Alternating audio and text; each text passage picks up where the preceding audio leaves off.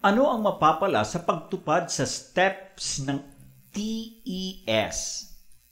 Sa pagtupad mo sa Step 2 ng Team Earning System, para ka na rin nagtatatag ng tatanggapin mong sariling monthly pension. Kung sa grant nagmula ang TES mo at ikaw ay grantee, wala kang inilabas pero ang kikitain mo ay 4,000 pesos. Kung ikaw ay grantor, 4,000 pesos ang kapalit ng 1,500 pesos mo, may napasaya ka pang grantee na maaaring kaibigan o makakaipon ka pa kung anak o may bahay mo ang gagawin mong grantee. Sa Step 2, ang gagawin mo lang ay magbenta o bumili ng isang seminar na halagang 1,500 pesos ang seminar fee sa week 1 ng buwan para kumita ang isang Step 2 registered team mo ng 4,000 pesos.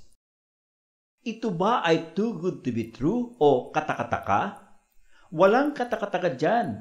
Hindi ka naman pinapangakuan na kikita basta magbayad ka lang ng 1,500 pesos. Kikita ka dahil magbebenta ka. Ginawa lang ang sistema na sa Step 2 ay isa lang ibenta mo pero kikita ka mula sa 16 na benta. Ganyan ang Step 2. Totoo ba na wala kang maaasahan kapag hindi nagbenta ang binentahan mo? Sa ibang sistema, kapag hindi nagbenta ang binentahan, wala ka ng kita at wala ka ng magagawa. Pero sa team selling system, may teammate replacement system para mapalitan mo ang teammate na di gumagalaw pero hindi siya mapipinsala. Nagdududa ka ba dahil online ang seminar ng Team Earning System? Dahil tiyak naman na mayroon internet cafe na malapit sa inyo na mapupuntahan, kaysa bumiyahe ng malayo, minabuti namin na ipaliwanag ang team selling system through internet.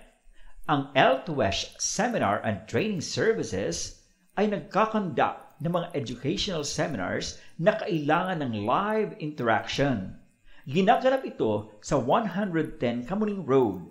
Yan mismo ang office. Sa Makatuwid, may opisina ito na mapupuntahan ng trainees ng educational seminars na may appointment. Hindi ka naman hinihiling na magtiwala na lang sa amin. Hinihiling na unawain mo ang sistema para tuparin mo ang sistema dahil ang sistemang ito ay umaasa sa teamwork. Pero may team replacement procedure na magagamit kung nakatapat ka ng hindi gagalaw. Number 7.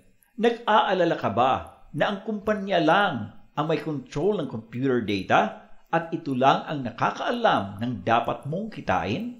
Bibigyan ka ng sales ledger para makatulong ka sa pagsubaybay na dapat mong kitain, kaya mararecord mo ang iti-text sa'yo ng mga teammates o anak mo at apo mo na benta nila.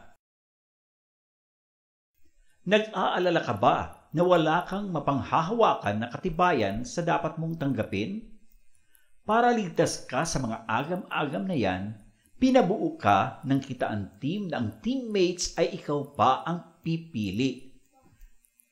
Remember, bibigyan ka ng ledger at kasama sa sistema ang i-text ka sa detalye ng benta nilang mga pinagmulan ng kita mo, 4 mong anak o teammates na kilala mo at ng 16 mong apo.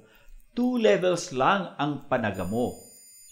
Kaya, masusubaybayan mo ang dapat mong kitain dahil mamomonitor mo ang sales performance ng team mo dahil mamomonitor mo yan sa pamamagitan ng iyong sales ledger, sales directory at granny monitoring sheets na ibibigay sa iyo ng L2S.